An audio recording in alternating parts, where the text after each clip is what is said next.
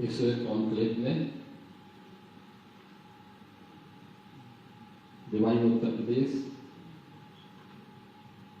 The must visit sacred journey के आज के इस कॉन्क्लेव में यहाँ पर उपस्थित टाइम्स ऑफ इंडिया के स्थानीय संपादक श्री प्रवीण कुमार जी, परमार्थ निकेतन ऋषिकेश के परमाध्यक्ष पूज्य स्वामी चिदानंद मुनि जी,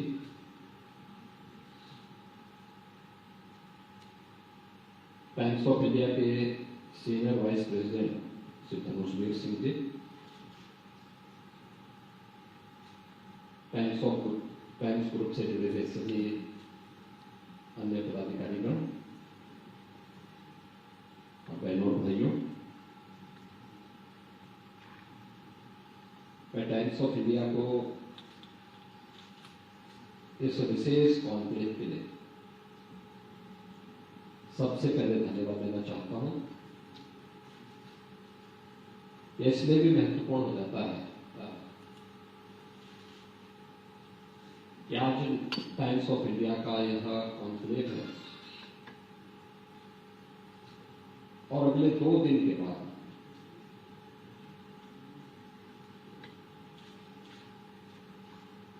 जो हिंदू पंचांग है उस पंचांग के अनुसार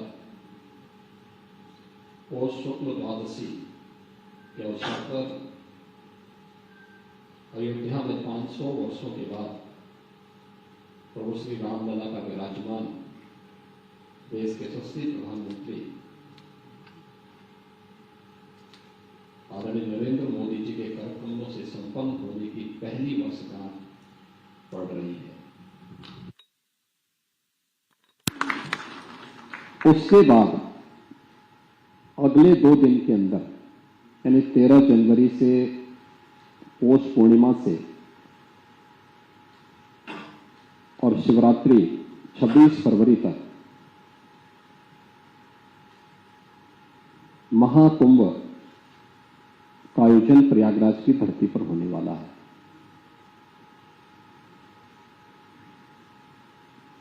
उत्तर प्रदेश वासियों का सौभाग्य है कि उत्तर प्रदेश को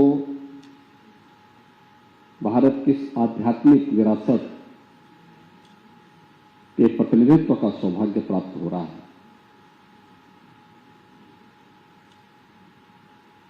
जब मैं इस कॉन्क्लेव में हूं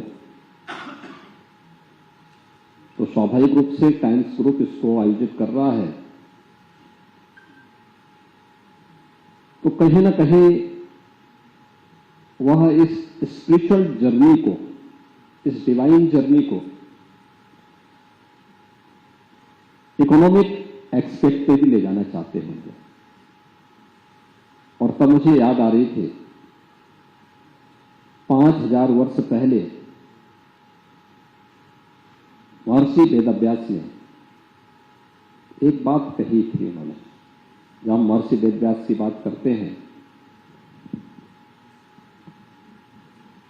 तो 5000 वर्ष पहले एक ऐसे ऋषि जिन्होंने कुरुवंश की 8 पीढ़ियों को नेतृत्व दिया,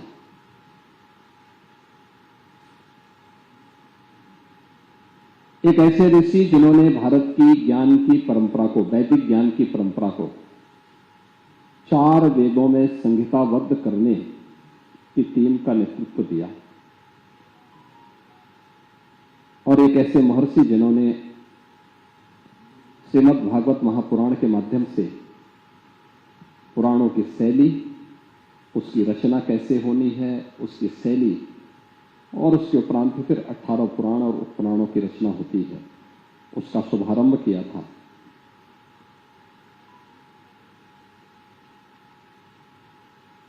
और उस कालखंड में, क्योंकि आज जब हम महाभारत की चर्चा करते हैं तो बहुत सारे लोग ऐसे होंगे जिन्हें भारत की परंपरा, भारत की सभ्यता और संस्कृति पर गौरव की अनुभूति नहीं होता है, तो उन लोगों के लिए सब एक कपोल कल्पना हो सकती है। लेकिन आध्यात्मिक और धार्मिक जिज्ञासु तो बड़ी श्रद्धा के साथ महर्षि वेदव्यास को सम्मान भी देता है। उनकी जन्म तिथि को व्यास पूर्णिमा को गुरु पूर्णिमा के रूप में आयोजित करके उनके प्रति कृतज्ञता ज्ञापित भी करता है। महर्षि वेदव्यास ने एक बात कही थी, उस समय की त्रासदीपूर्ण स्थिति को देखते हुए उन्होंने कहा कि मैं दोनों बाहें उठा करके चिल्लाते ही कह रहा हूं कि सभी लोग धर्म के पथ का अनुसरण करो। धर्म से ही अर्थ और कामनाओं की प्राप्ति का मार्ग प्रशस्त होगा। और महर्षि वेदव्यास की जो पीड़ा थी कि लेकिन मेरी कोई सुनने वाला नहीं,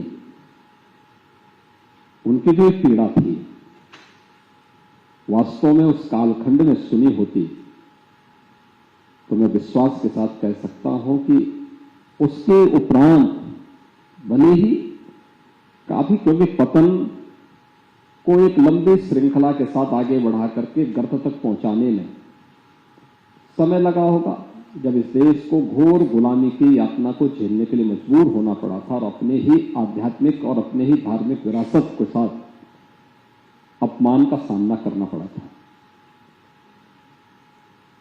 अगर महर्षि वेदव्यास की बात को उस समय सुना होता तो संभवतः हमें अपने आध्यात्मिक और धार्मिक परंपरा, अपनी विरासत को इस प्रकार से अपमानित होते हुए मध्यकाल में हम लोग नहीं देखे होते,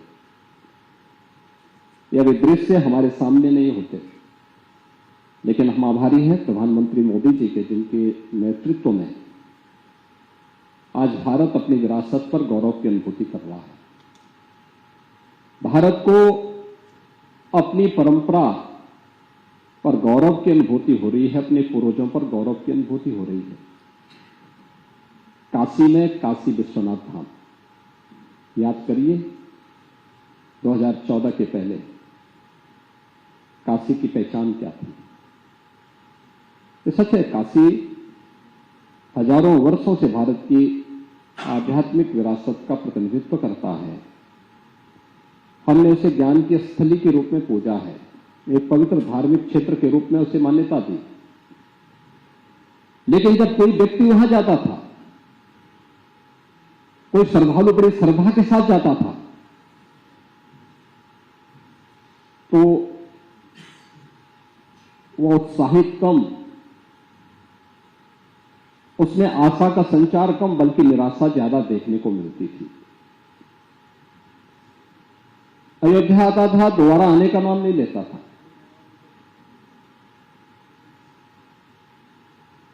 प्रयागराज कुंभ में कोई एक बार आ गया तो फिर दोबारा आने का नाम नहीं लेता था। उत्तराखंड के 4 धाम की यात्रा पे जाता था तो अपना, बहुत सारे लोग अपना श्राद्ध कर्म करके जाते थे कि पता नहीं वापस आते हैं कि नहीं आते हैं। ये व्यवस्था बना दी थी उन लोगों ने जो लोग आज कुंभ की इस व्यवस्था पर, कुंभ की परंपरा पर प्रश्न उठाने का काम कर रहे हैं। याद करना 2013 में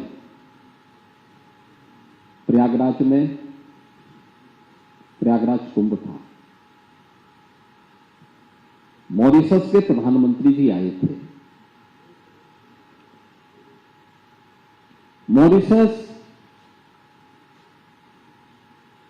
एक देश ऐसा है जो एक मिनी इंडिया है और वहां की बहुतायत जो जनसंख्या है वह भारत पर और भारत की संस्कृति पर, भारत की सनातन संस्कृति पर गौरव की अनुभूति भी करता है। उन्होंने वहां पे एक गंगा तालाब बनाया है। जो लोग भारत नहीं आ सकते वे वहीं पे स्नान करके मां गंगा की आराधना करके अपनी श्रद्धा को व्यक्त करते हैं। तो बड़ी श्रद्धा के साथ आए, लेकिन जब संगम के तट पर गए उन्होंने वहां गंदगी देखी, कीचड़ देखा तो उन्होंने कहा, क्या यही गंगा है?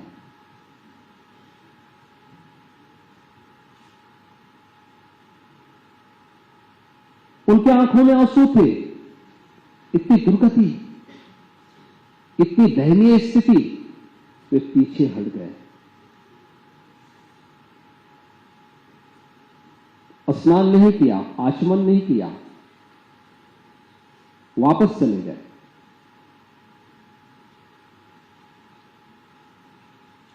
उन्नीस सौ 16 में, आज से ठीक 108 वर्ष पहले, राष्ट्रपिता महात्मा गांधी आए थे काशी में। काशी में उन्होंने काशी हिंदू विश्वविद्यालय के उद्घाटन कार्यक्रम समारोह में राष्ट्रपिता भी आमंत्रित थे।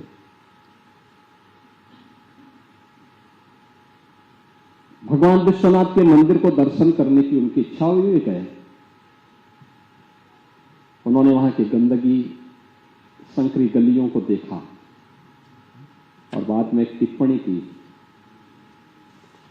राष्ट्रपिता महात्मा गांधी ने उस समय कहा था कि अगर कभी किसी दूसरे लोक का मनुष्य भूल करके यहां गिर गया तो उसको अनुभव होगा कि मैं किसी नरक में आया हूं।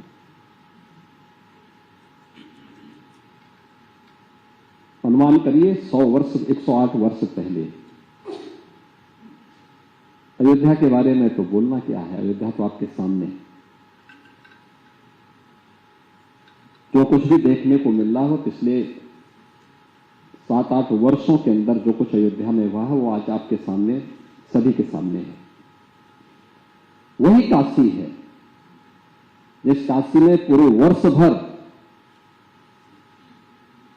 50 लाख श्रद्धालु बामुश्किल आते थे। अकेले 24 में 16 करोड़ का आंकड़ा पार कर चुका है। मेरे सामने एक आंकड़ा है अयोध्या का।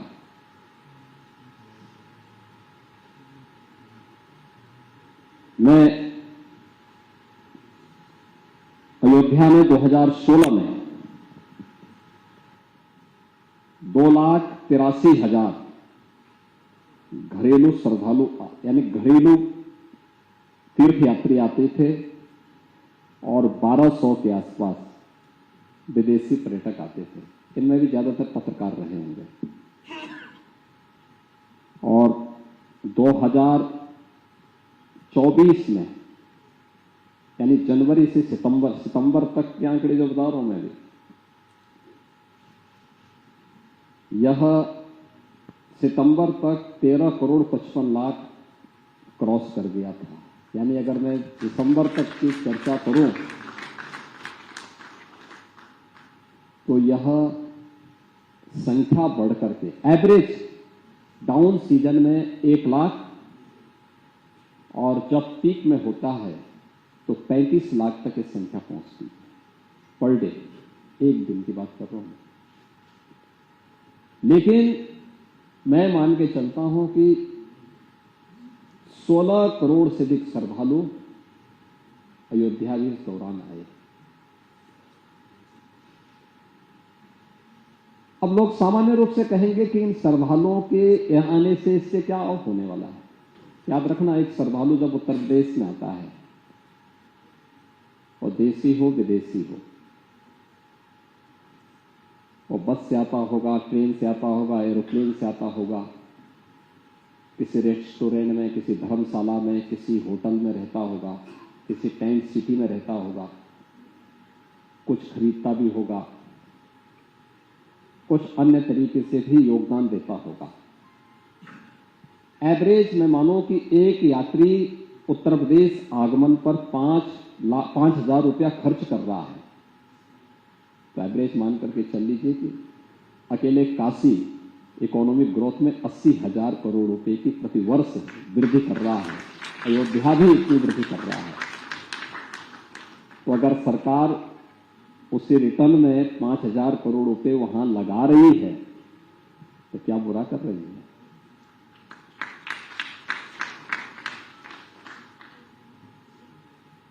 प्रयागराज कुंभ का कुल खर्चा हमारा है 5,000 करोड़।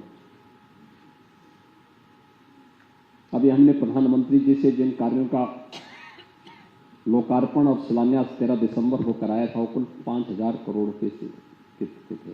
ये दोनों केंद्र और राज्य सरकार को मिला करके थे। मैं मान के चलता हूं कि 40 करोड़ श्रद्धालु आज आएंगे और यही एवरेज लगाऊंगा 2 लाख करोड़ रुपए की इकोनॉमिक ग्रोथ होगी भारत की भी और उत्तर प्रदेश की भी। अगर इसमें से 5,000 करोड़ रुपए प्रयागराज की कायाकल्प में लगते हैं तो सिटी डेवलपमेंट का जो मॉडल हम दे सकते हैं, मुझे लगता है उन लोगों की समझ में नहीं आएगा जिनको अभी तक पता ही नहीं है कि नदी को चैनलाइज करके नदी की आयु बढ़ाई जाती है, न कि उसके प्राकृतिक प्रवाह को अवरुद्ध किया जाता है। तो वे लोग हैं जो अपनी विरासत को भारत की विरासत के साथ जोड़ने की बजाय विदेशी आक्रांताओं की विरासत के साथ जोड़ने पर गौरव की अनुभूति करते हैं और उसी का अनुसरण भी करते हैं, उसी का अनुसरण करते हैं। इसीलिए उनको कुंभ का आयोजन अच्छा नहीं लगता, उनको अयोध्या का विकास अच्छा नहीं लगता, उनको काशी की कायाकल्प अच्छी नहीं लगती, मथुरा वृंदावन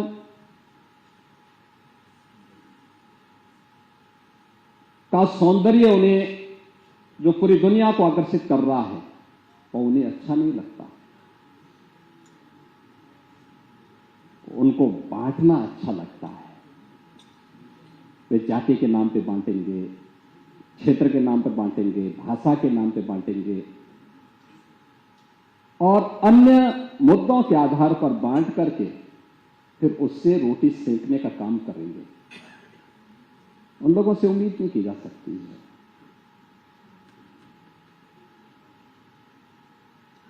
एक अद्भुत क्षण है हम सबके लिए, यह अद्भुत क्षण महाकुंभ का, और इसके लिए हम लोग अपना सौभाग्य मानते हैं कि इस आयोजन के साथ हमें जुड़ने का एक अवसर प्राप्त हो रहा है, क्योंकि यद्यपि आयोजन पूज्य संतों का है, भक्तों का है, लेकिन सरकार के नाते भी हमारी भी कुछ नैतिक जवाबदेही बनती है। उस आस्था को अगर आधुनिकता के साथ जोड़ करके श्रद्धालुओं की सुविधा को और अच्छा क्या करने में हम योगदान दे सकते हैं तो उसमें बुराई क्या है, क्योंकि वो तो घूम फिर करके फिर सरकार के पास ही जितना पैसा लगाएंगे उतना घूम फिर करके वापस सरकार के पास ही आ जाना है। लेकिन यही होता है, इसी को कहते हैं कि गद्दी तो विरासत में मिल जाती है लेकिन बुद्धि नहीं मिलती है। बुद्धि के लिए प्रयास करना होता है। वो विदेशी विश्वविद्यालय में नहीं बुद्धि मिलती है, वो तो अपने ही विरासत पर गौरव की अनुभूति करके प्राप्त की जा सकती है। इसलिए प्रयागराज का महाकुंभ एक भव्य, दिव्य और डिजिटल कुंभ के रूप में जाना जाएगा। स्वच्छता, सुरक्षा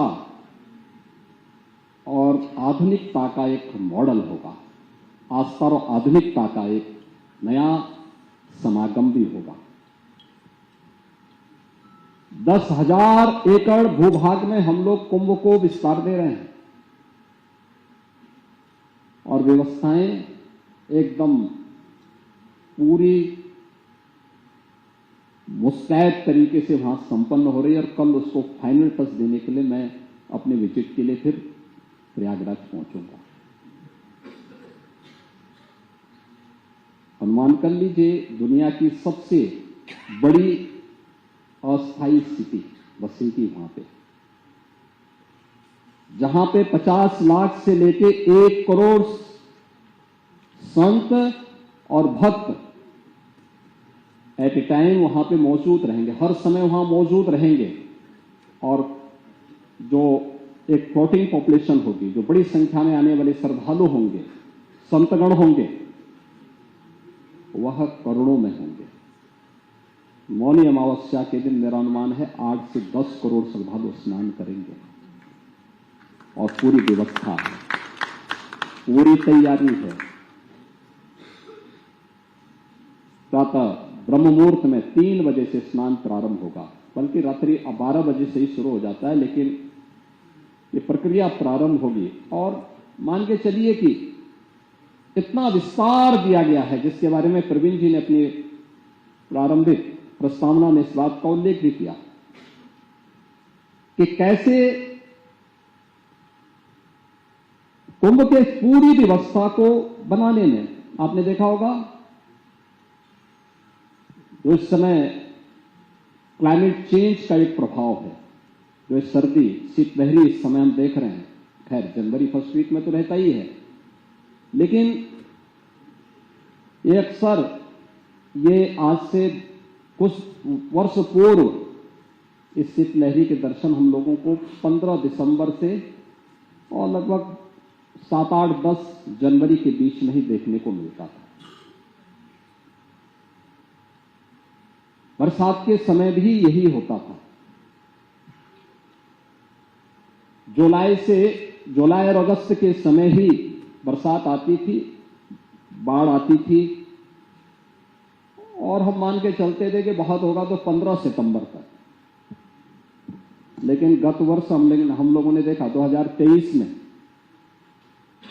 कि उत्तर प्रदेश में बाढ़ आई थी अक्टूबर में। बरसात का सीजन सितंबर से प्रारंभ होता था, हुआ गत वर्ष भी और इस वर्ष भी, और ये मध्य अक्टूबर तक चलता रहा। यानी इतना लंबा समय तो हमें कुंभ के लिए तैयारी के लिए, क्योंकि कुंभ का पूरा आयोजन मां गंगा के ही पावन तट पर आयोजित होता है। और प्रयागराज में मान्यता है कि मां गंगा एक बार वहां पर अपने परम भक्त बजरंग बली का अभिषेक करने के लिए जरूर आती है। तो बड़े हनुमान जी मंदिर में एक बार गंगा जी जरूर आएगी। और जब ये आयोजन वहां पर संपन्न होता है, तब ये मान लिया जाता है कि अब बरसात समाप्त होने जा रही है, समापन की ओर है। और यही 15 अक्टूबर तक तो वहां ये चलता रहा। 15 अक्टूबर के बाद जब पानी रिसीड किया, धीरे धीरे करके नीचे गया, फिर हमारी तैयारियां प्रारंभ हुई। पूरे मेला क्षेत्र को हमें व्यवस्थित रूप से समतल करना होता है, अलग अलग सेक्टर में उसे फिर विभाजित करना होता है। फिर वहां पे पेंटून ब्रिज बनाए जाते हैं, चेकर्ड प्लेट बिछाई जाती है। और इस बार भी वही व्यवस्था, 10,000 एकड़ क्षेत्रफल में 25 सेक्टर में पूरे कुंभ की व्यवस्था को वहां पर समाहित करने का प्रयास हुआ है। स्वच्छ कुंभ हो और जीरो लिक्विड डिस्चार्ज हो, कोई भी, चाहे वह सिवर का हो, सिटी का हो या कहीं का भी हो, कुछ भी नहीं जाएगा। कोई भी ड्रेनेज गंगा जी में नहीं जाएगा, यमुना जी में नहीं जाएगा। उसमें एसटीपी भी काम कर रही है और जीरो ट्यूब को बायोरेमेडिएशन पद्धति से भी हम लोगों ने शुद्ध करते हुए कहीं भी एक भी बूंद नहीं जल में नदी में नहीं जाएगा। लेकिन साथ साथ शौचालय 2019 से पहले जो शौचालय कुंभ में बनते थे, उस बालू में ही शौचालय के कमोड को ऐसे रख दिया जाता था, वो पानी वहीं रिसीट करता था, फिर वही नदी में बहता था। लेकिन 19 में ये व्यवस्था की गई, जीरो लिक्विड डिस्चार्ज होगा। और आप देखते होंगे कहीं मक्खी भी नहीं भिनभिनाती, कोई कागज का टुकड़ा भी कहीं नहीं दिखने को मिलेगा। स्वच्छता का एक नया मानक। आर्टिफिशियल इंटेलिजेंस के 1.5 लाख शौचालय ऐसे बनाए जा रहे हैं। आप अपने स्मार्टफोन के माध्यम से भी वहां के शौचालयों की स्वच्छता का अवलोकन कर सकते हैं। डिजिटल टूरिस्ट मैप में प्रत्येक सेक्टर को भी उसके साथ जोड़ा गया है। सुरक्षा को आर्टिफिशियल इंटेलिजेंस के साथ जोड़ा गया है। जहां 10,000 एकड़ लैंड में हम लोगों ने केवल कुंभ मेले को विस्तार दिया है, वहीं लगभग मान के चलिए कि 5,000 एकड़ लैंड अतिरिक्त हम लोगों ने संगम तट से 5 किलोमीटर की दूरी के अंदर ही पार्किंग की भी व्यवस्था की है, किसी भी श्रद्धालु को आने में समस्या न हो, लंबी दूरी न तय करना पड़े, इसके लिए भी व्यवस्था दी गई है। वहां से शटल बसेस की व्यवस्था, ई रिक्शा की व्यवस्था और भी बैटरी चालित कार भी उनके लिए उपलब्ध करवाई गई है। 8,000 से अधिक उत्तर प्रदेश परिवहन निगम की बसेस भी श्रद्धालुओं की सुविधा के लिए लगाए गए हैं, जिससे किसी भी श्रद्धालु को कहीं भी कोई समस्या न होने पाए। यह एक व्यवस्था वहां पर उन लोगों के लिए की जा रही है। श्रद्धालुओं को संगम नोच को एक विस्तार दिया गया है, जो कंजेशन था उसको बहुत विस्तार दिया गया है, क्योंकि हम लोग जान रहे हैं देश और दुनिया जाने को उत्सुक है। प्रधानमंत्री मोदी जी की प्रेरणा से और उनके प्रयास से 2019 में प्रयागराज कुंभ को यूनेस्को द्वारा मानवता की अमूर्त सांस्कृतिक धरोहर के रूप में भी मान्यता मिली है। और इस बार पहली बार श्रद्धालु जनों को जो देखने को मिलेगा वह अद्भुत होगा। खासतौर पर अक्षय वट कॉरिडोर, सरस्वती कूप कॉरिडोर, यानी लोग पहले से सुनते रहे होंगे अपने पूर्वजों से कि प्रयागराज में मां गंगा, यमुना और सरस्वती की त्रिवेणी का संगम है। गंगा यमुना नदी दिखाई देती है, लेकिन सरस्वती नदी नहीं दिखाई देती है। लेकिन सरस्वती कूप के दर्शन होंगे और वहां से कोई जल लेना चाहेगा तो जल भी प्राप्त होगा, ये भी व्यवस्था की गई है।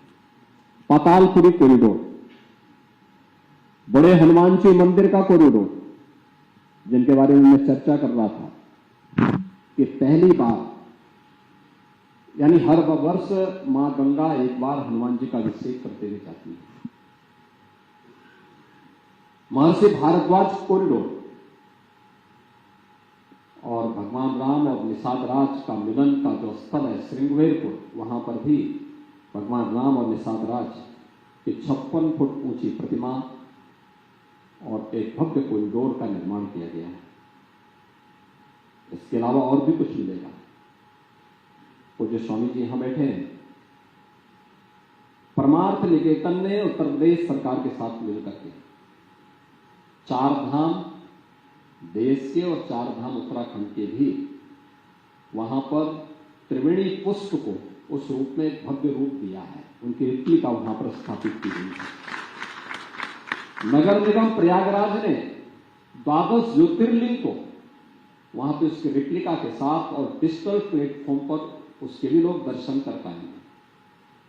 बहुत सारे लोगों को ये अच्छा नहीं लग रहा होगा कि सब इतना कुछ क्यों दे दिया जा रहा है, लेकिन ये आवश्यक है। जिन लोगों की दृष्टि वहां तक नहीं पहुंचेगी, उनकी दृष्टि को हम वहां पहुंचवाएंगे। भले ही वे नेगेटिव लिखे, कुछ तो लिख रहे हैं ना भाई। समझ में सीधे नहीं आएगा, उल्टे तरीके से आएगा। वे मरा मरा बोलो तो राम आएगा ही आएगा।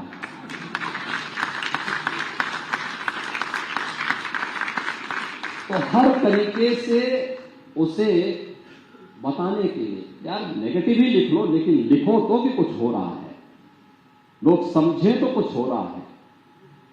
और यह वहां पे यह कार्यक्रम हुए हैं। इंफ्रास्ट्रक्चर के लिए मैंने कहा जो सिटी डेवलपमेंट का जो सस्टेनेबल प्लान बनना चाहिए।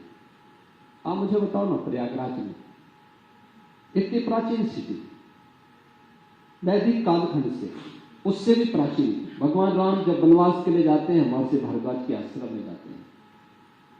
महर्षि भारद्वाज उन्हें रास्ता बताते हैं, तो इस बार जाओ लालापुर में महर्षि वाल्मीकि का आश्रम है, महर्षि वाल्मीकि से पूछो आगे का रास्ता। भगवान राम जब लंका से वापस आते हैं, फिर महर्षि भारद्वाज का दर्शन करने के लिए आते हैं। हजारों वर्षों की इस विरासत को हमने बुला दिया। प्रयागराज हमारा कब से नहीं भारत को नेतृत्व दे रहा है। क्या नहीं दिया प्रयागराज ने?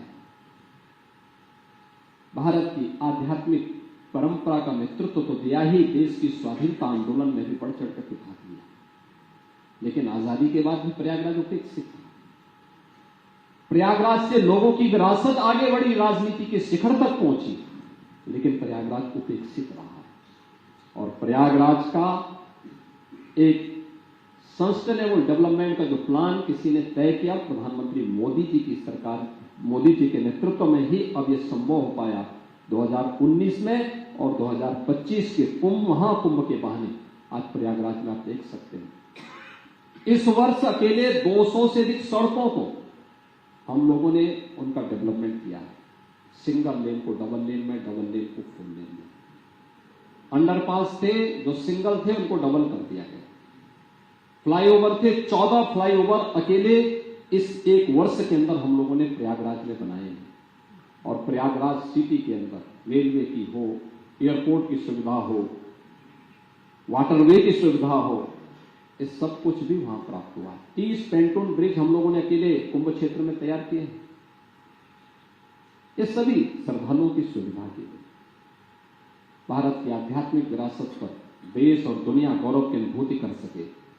जो एक बार आए वह बार बार आए और अपनी इस विरासत पर गौरव की अनुभूति भी करके एक नई प्रेरणा लेकर के जाए, एक नई ऊर्जा लेकर के जाए। क्योंकि कुंभ का उद्देश्य ही यही है, एक नई आध्यात्मिक ऊर्जा का संचार हर भारतवासी में हो, जिससे वो अपने देश के बारे में सोच सके, आने वाली पीढ़ी के उज्जवल भविष्य के बारे में सोच सके। और इसी उद्देश्य के साथ उत्तर प्रदेश सरकार और भारत सरकार मिलकर के इस पूरे आयोजन को पूज्य संतों के सानिध्य में, भक्तों की सुविधा के लिए सुलभ बनाने का कार्य कर रही है। और मुझे पूरा विश्वास है कि आप सबके सहयोग से, आप सबकी शुभकामनाओं के साथ कुंभ दिव्य होगा, भव्य होगा और अपनी आस्था और आधुनिकता के एक नए समागम के रूप में वैश्विक पटल पर अपनी एक नई छाप छोड़ेगा। मैं टाइम्स ऑफ इंडिया को इस कॉन्क्लेव के लिए हृदय से धन्यवाद देता हूं। विश्वास करता हूं ये आयोजन निश्चित ही टाइम्स ग्रुप से जुड़े हुए जितने भी श्रद्धालु हैं, जितने भी उनके दर्शक हैं, जितने भी उनके श्रोता हैं, उन सभी के लिए एक नई प्रेरणा का केंद्र बनकर के उन्हें भी महाकुंभ की ओर आकर्षित करने में सफल होगा। आप सबकी प्रति मेरी शुभकामनाएं। धन्यवाद।